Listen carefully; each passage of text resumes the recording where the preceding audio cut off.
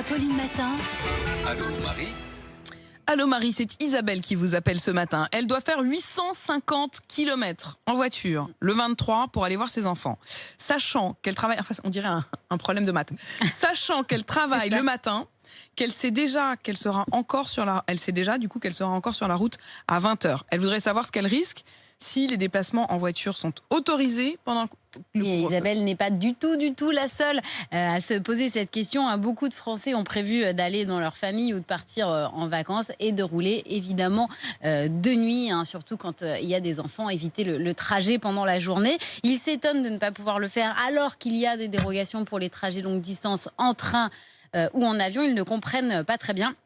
Et pourtant, c'est bien le cas. Le ministère de l'Intérieur me l'a confirmé encore hier soir. Il est bien interdit de rouler la nuit, sauf pour ceux qui rentrent du travail ou qui travaillent ou qui vont travailler ou qui ont une urgence sanitaire. Donc, si vous avez un long trajet à faire pour partir en vacances, il faudra se débrouiller pour le faire entre 6h du matin et 20h.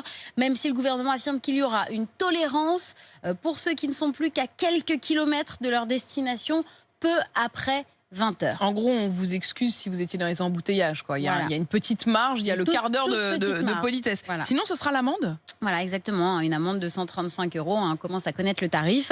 Jusqu'à 3 750 € en cas de récidive. Le ministère de l'Intérieur n'a pas encore communiqué en détail sur les contrôles qui seront menés pendant la semaine de Noël. Mais ils doivent être renforcés, notamment la nuit du 31 décembre, puisque 100 000 policiers et gendarmes seront mobilisés ce soir-là. Ce qui paraît quand même fou, c'est que si vous prenez le train, c'est-à-dire si vous vous retrouvez avec d'autres gens dans un wagon, dans un lieu clos, là vous avez le droit de rouler la nuit. Mais si vous êtes dans votre voiture, que vous embêtez personne dans un petit habitacle fermé, là à 20h vous devez être rentré chez vous. Oui, mais c'est trop facile sinon. Tout le monde prend rouler la nuit en disant non, mais je pars en vacances. Ce qu'il faut dire à Isabelle, du coup, c'est qu'il faut qu'elle laisse sa voiture et qu'elle prenne le train. Elle peut prendre le train le soir. En fait, c'est quand même la seule solution. Si vous voulez rouler la nuit, il faut que ce soit en train ou en avion.